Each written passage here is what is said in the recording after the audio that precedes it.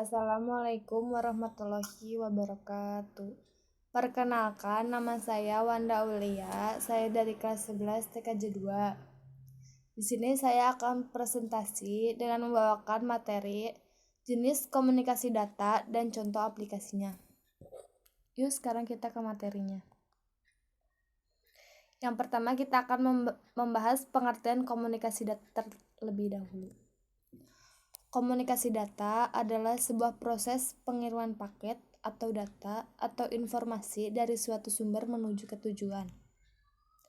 Komunikasi data berhubungan dengan pengiriman paket atau data yang menggunakan sistem transmisi elektronika dari satu komputer ke komputer lain atau menuju ke terminal tertentu. Paket atau data yang dimaksud adalah sinyal-sinyal elektromagnetik dari sumber data yang kemudian diterima dan dikirimkan kepada terminal penerima. Terminal tersebut adalah suatu peralatan elektronis seperti printer, monitor, keyboard, telepon, dan lain sebagainya. Selanjutnya, keuntungan komunikasi data. Ada beberapa keuntungan komunikasi data, yaitu sebagai berikut. Yang pertama, komunikasi data memungkinkan penggunaan komputer secara terpusat.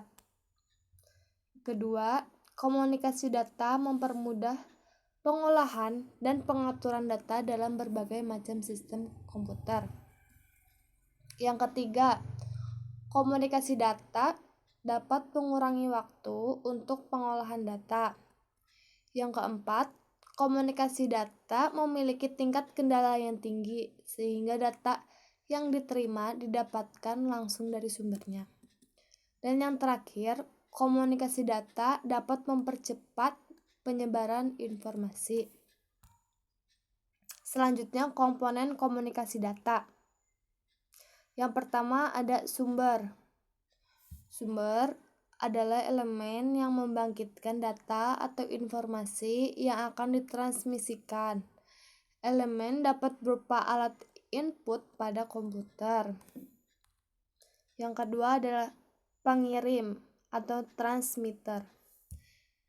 Pengirim adalah elemen untuk memproses data atau informasi yang berasal dari sumber agar dapat disalurkan oleh sistem atau media transmisi. Yang ketiga, sistem transmisi. Sistem transmisi adalah jalur tunggal atau jalur kompleks yang menghubungkan sistem sumber dengan sistem tujuan. Secara fisik dapat berupa media wireline atau media wireless. Yang keempat, penerima. Penerima adalah elemen atau alat untuk menerima sinyal dari sistem transmisi dan memproses menjadi informasi yang dapat ditangkap atau diproses oleh tujuan. Dan yang terakhir adalah tujuan. Tujuan adalah elemen untuk menangkap informasi yang dihasilkan oleh penerima. Informasi yang diterima oleh perangkat tujuan selanjutnya diubah menjadi jenis informasi yang sama dengan informasi yang dikirimkan. Selanjutnya kita masuk ke jenis aplikasi komunikasi data. Jenis aplikasi komunikasi data dibagi menjadi 3. Yang pertama ada komunikasi audio, yang kedua ada komunikasi video, dan yang terakhir ada komunikasi audio-video. Sekarang kita akan membahas komunikasi audio terlebih dahulu. Pengertian komunikasi audio. Komunikasi audio dalam sistem komunikasi menggunakan sinyal elektrik yang digunakan untuk membawa unsur bunyi. Komunikasi audio biasanya digunakan untuk menjelaskan mengenai sistem yang berkaitan dengan proses perekaman dan transmisi.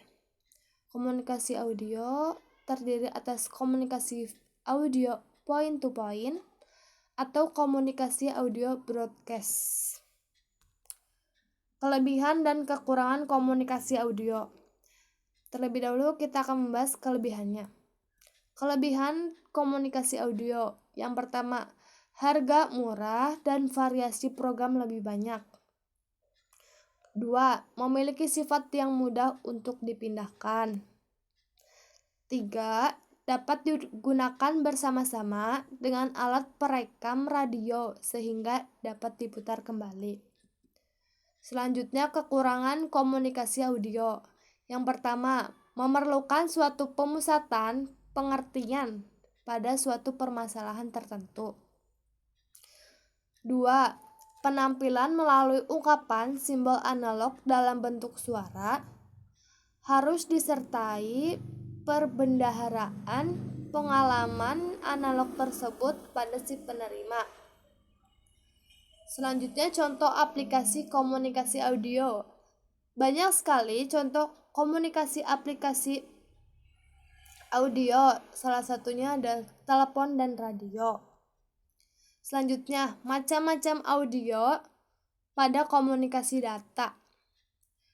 Yang pertama ada audio visual, merupakan perangkat sound system yang dilengkapi dengan penampilan gambar.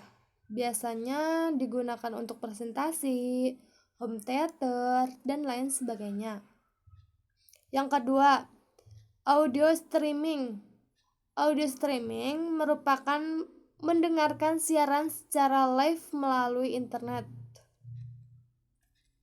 Yang ketiga, audio response.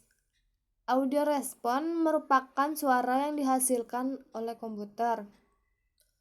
Output pembicaraan yang dihasilkan komputer untuk menanggapi input jenis khusus, misalnya permintaan nomor telepon. Yang keempat, audio oscillator merupakan perangkat yang dapat membangkitkan frekuensi audio antara 16 Hz sampai dengan 20 kHz. Dan yang kelima ada audio modem riser. Audio modem riser merupakan sebuah kartu plug-in untuk motherboard Intel yang memuat sirkuit audio serta sirkuit modem. Selanjutnya, perangkat yang diperlukan untuk menunjang komunikasi audio pada komunikasi data. Yang pertama, audio codec merupakan perangkat yang digunakan untuk melakukan fungsi kompresi sinyal audio untuk penghematan bandwidth. Yang kedua, audio controller. Audio controller merupakan perangkat yang digunakan untuk melakukan fungsi kontrol terhadap pengaruh suara yang tidak dikehendaki dari speaker terhadap mikrofon. Dan yang terakhir ada mikrofon dan speaker. Mikrofon dan speaker merupakan perangkat yang digunakan sebagai input atau output dalam sistem audio. Selanjutnya kita akan membahas komunikasi video. Pengertian komunikasi video. Komunikasi video adalah sebuah komunikasi yang dapat ditangkap melalui visual atau penglihatan. Komunikasi video menggunakan teknologi pemrosesan sinyal elektronik yang mewakilkan gambar bergerak. Komunikasi video memungkinkan untuk melakukan sesuatu tanpa harus bertemu dengan pengiriman atau penerima pesan. Selanjutnya, manfaat komunikasi video. Yang pertama ada komunikasi video dapat digunakan untuk menyampaikan informasi tanpa harus bertemu dengan pengirim dan penerima pesan. Yang kedua, komunikasi video dapat digunakan untuk berkomunikasi dengan orang atau beberapa orang secara jarak jauh tanpa mengenal waktu. Dan yang terakhir, komunikasi video dapat digunakan sebagai media pembelajaran bagi guru untuk menyampaikan materi pelajaran. Selanjutnya, contoh aplikasi komunikasi audio. Ada banyak sekali contoh aplikasi komunikasi audio. Di antaranya ada CCTV, video, dan video streaming. YouTube juga bisa, dan masih banyak yang lainnya. Kelebihan dan kekurangan komunikasi audio. Terlebih dahulu kita akan membahas kelebihannya. Yang pertama ada mengurangi biaya perjalanan. Yang kedua, meningkatkan nilai kerja tim. Yang ketiga, meningkatkan komunikasi. Dan yang keempat, lebih fleksibel. Dan yang terakhir, meningkatkan produktivitas. Dan kekurangan komunikasi audio yang pertama adalah mengganggu fokus dalam belajar atau bekerja.